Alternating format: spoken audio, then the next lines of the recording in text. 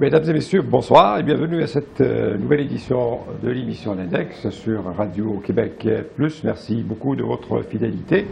Ce soir, nous allons faire le lien entre deux événements qui ont marqué la semaine. Ici, au Québec et au Canada, début bien sûr, d'une manière ou d'une autre, de la course au leadership du Parti québécois. Et à Londres, élection pour la première fois dans l'histoire de l'Angleterre d'un maire musulman. Le fait d'élire un maire musulman à Londres, une ville qui compte à peu près 8 millions, et ce monsieur-là, âgé à peine de 47 ans, qui a obtenu 57% des voix, donc un peu plus de 1,3 million.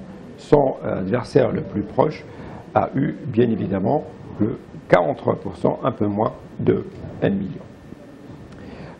Un musulman qui arrive donc à devenir maire de Londres, l'une des villes les plus puissantes au monde, pour ne pas dire peut-être la ville la plus influente sur le plan culturel et même économique du monde anglo-saxon. Et ici au Québec, après le départ de PKP, le Parti québécois, encore une fois orphelin, se cherche un nouveau chef. Et le fait de se chercher un nouveau chef, bien sûr, il y a les différents fronts et les différents courants qui se chamaillent, qui s'entretuent, qui se chicanent au sein du Parti québécois, essayent chacun, bien sûr, de placer son pion et essayent surtout de faire avancer ses pions sur l'échiquier. Ce que nous avons remarqué, et encore une fois, on revient toujours aux vieilles traditions qui sont un peu propres à ce Québec qui se cherche encore une identité et qui se bat encore pour son identité. Cette semaine, Mario Dumont, en lisant le sondage qui démontrait clairement que Cloutier, qui est aujourd'hui, comme on appelle en anglais, le frontrunner, celui qui a les faveurs des sondages, à peu près à 27%, il est en avance, le Drainville, Bernard de son prénom, qui est apparemment le candidat favori de Mario Dumont, ne récolte que 15%. Ça a bien sûr suscité énormément d'inquiétude au sein d'une certaine classe de politiciens québécois qui ne cherchent qu'à imposer leur idéologie, je n'ai pas peur des mots, je vais le dire, tribaliste.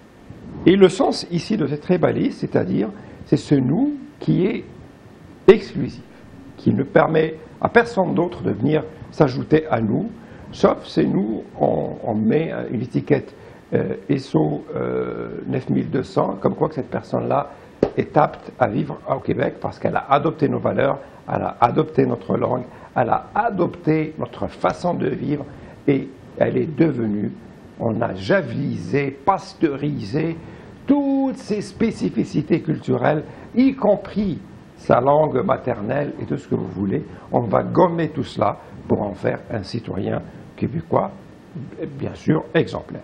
Mario Dumont donc nous disait, vous savez, si vous croyez que les défaites un peu successives qui ont touché son idéologie lors des rendez-vous électoraux qui sont passés, ce n'est pas un rejet des Québécois par rapport à cette idéologie-là, par rapport au débat identitaire.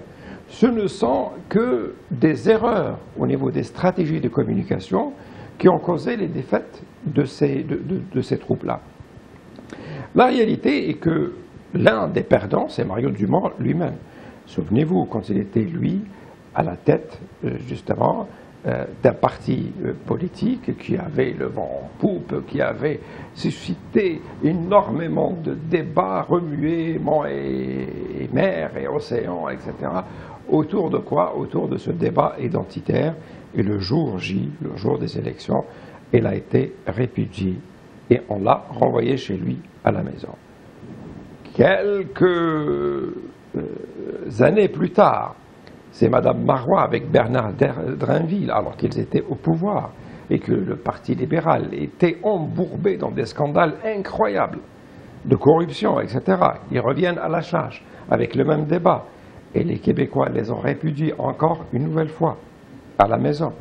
Rejet de cette idéologie-là. Même chose à Ottawa. Lorsque les conservateurs sont arrivés au pouvoir, et pendant 10 ans, ils ont transformé le Canada de fond en comble.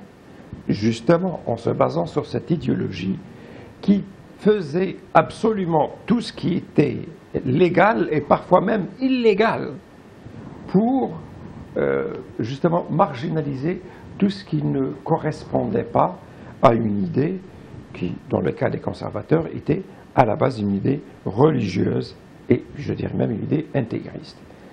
Le lien que je vais faire ici, c'est que le stratège qui soutenait, le stratège en communication, qui soutenait le maire ou le candidat à la mairie, l'adversaire de Sadiq Khan, qui est le maire musulman élu, Lynton Crosby, c'est lui-même qui a conseillé lors de la dernière élection donc fédérale ici, Stephen Harper. Et encore une fois, ils ont perdu. Cette réalité-là nous démontre seulement une chose. Dans le monde anglo-saxon, les nouveaux arrivants, on les adopte avec leurs différences. On leur fait de la place. On leur offre toutes les possibilités. Et dans peu de temps, ils deviennent eux-mêmes les ambassadeurs de la culture anglo-saxonne. Dans le monde francophone, et revenons un peu dans l'histoire, c'est totalement différent. Il y a de cela 2 ans, en 2014, et on va le faire jusqu'en 2018, on a célébré le centenaire de la Première Guerre mondiale. Pourquoi je vous parle de la Première Guerre mondiale? Durant la Première Guerre mondiale, à ce moment-là, on disait de la France la première puissance musulmane, tellement elle comptait de musulmans donc à l'intérieur de son territoire. Les musulmans qui sont partis se battre à ce moment-là, pour la France, on avait 183 000 Algériens, 63 000 Tunisiens, 37 000 Marocains. Je ne parle que de l'Afrique du Nord. Je ne vous parle pas du Sénégal, du Niger, du Mali et toute l'Afrique noire musulmane. Entre la Première Guerre mondiale et la Deuxième Guerre mondiale, 100 000 musulmans sont morts pour la France. Et vous savez comment on faisait justement pour aller chercher ces soldats-là? Je parle par exemple des Algériens, les 183 000, c'était un tirage au sort. On arrivait chez les familles et on faisait un tirage au sort. Et bien sûr, le perdant partait au front. Quand je vous dis 183 000, ne les comparez pas aux 40 millions ou aux 43 millions d'Algériens qui sont aujourd'hui. 183 000, comparez-les aux 4,5 millions d'Algériens qui vivaient à l'époque. Donc vous voyez que ça représente quand même une partie importante de la population algérienne. Donc, depuis au moins un siècle, les musulmans vivent en France et sont considérés comme des Français. Mais jusqu'à présent, il est inconcevable, inimaginable de voir un maire musulman prendre justement la responsabilité d'une ville comme Paris. Bien au contraire, toute personne qui va afficher comme ça sa religion musulmane, comme le fait le maire élu à Londres, parce que celui-là, ce n'est pas un musulman modéré, comme on nous le dit, ce n'est pas un musulman laïque, ce n'est pas un musulman qui cache sa religion, ce n'est pas un musulman qui boit du vin, qui mange du porc, c'est un musulman pratiquant. Et il le dit, et il l'affirme, et il le vit. Et voici donc cette ville qui a été. Ici à Montréal, prenez par exemple toutes les communautés qui vivent ici depuis X temps. Tous les maires de Montréal sont des Québécois de souche. Le seul maire d'origine juive qu'on a eu ici, ou d'obédience juive qu'on a eu ici, il n'a pas été élu. Il a été désigné, c'était un maire intérimaire, il a été désigné par ses collègues, et on sait tous comment il est parti celui-là. Ici, ce n'est la faute ni à la population du Québec, ni au PQ, ni aux francophones, ni rien du tout. C'était dû, bien sûr, à sa propre corruption à lui.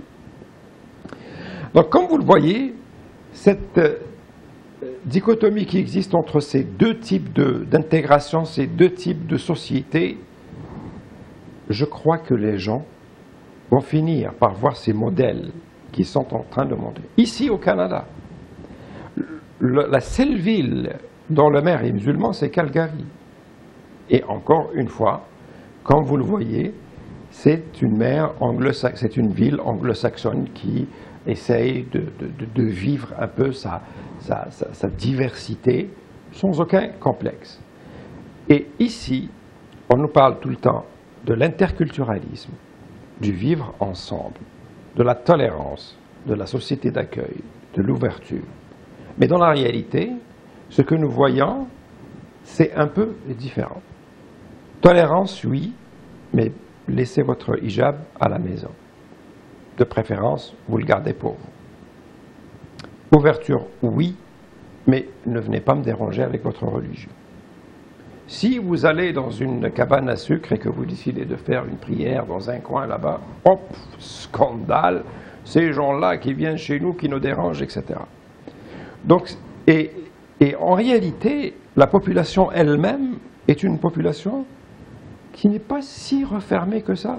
Bien au contraire, les Québécois sont très curieux. Ils veulent aller justement vers l'autre. Ils veulent vivre cette diversité. Et dans la vie de chaque jour, ils le vivent, cette diversité. Ceux qui essayent justement de jeter l'opprobre sur cette diversité-là, ce sont ces groupes qui ont une idéologie qui est basée sur la haine, l'exclusion, et dont le but, même s'ils disent on milite pour la souveraineté du Québec ou pour autre chose, le but, non, ce n'est pas de réaliser la souveraineté du Québec, le but, ce n'est pas de sauvegarder l'identité du Québec, le but, c'est juste d'enrober leur racisme, leur xénophobie et leur intolérance par une idéologie qui peut être acceptable sur le point de vue social. Vous voyez par exemple quelqu'un qui fait comme Richard Martineau dans le Journal de Montréal, qui passe au moins 75% de ses chroniques sur la communauté musulmane. Dans le Journal de Montréal, cette semaine même, courrier avec la madame qui se spécialise dans la réception des courriers, de cœur, qui nous parlait de plein d'amour et de plein d'histoires.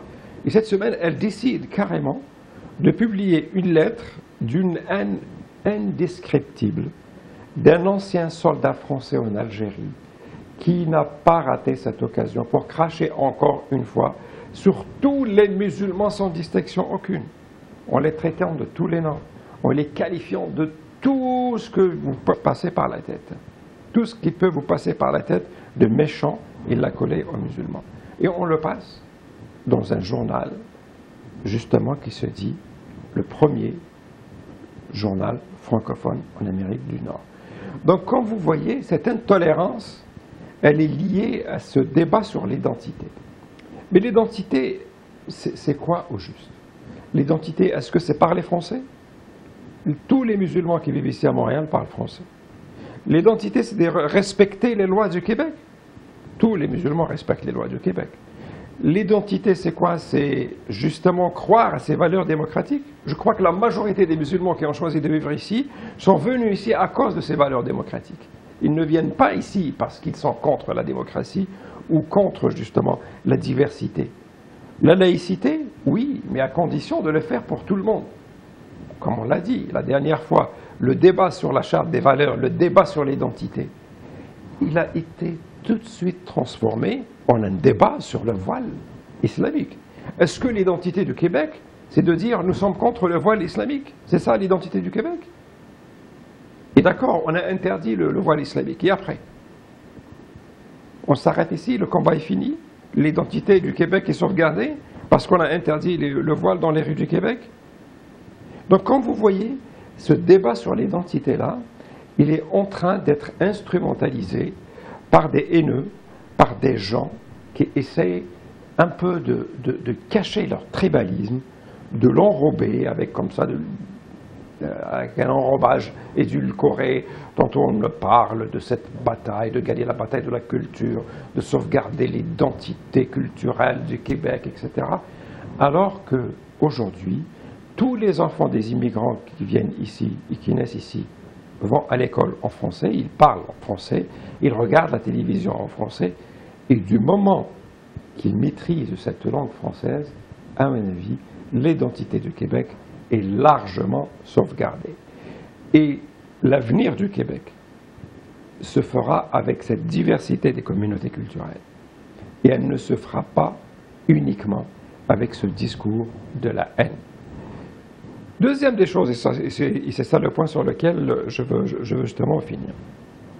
Il nous disait, mais pourquoi vous dites que c'est un maire musulman? C'est un maire travailliste qui a été élu à Londres, point, basta. Eh bien, justement, non. Il faut le préciser. Il faut dire que c'est un maire musulman. Parce que ici, écoutez, il y a plein de candidats qui ont été carrément refusés de supporter un candidat juste parce qu'ils étaient musulmans. Parce qu'on leur disait, vous savez, vous ne pouvez pas être candidat.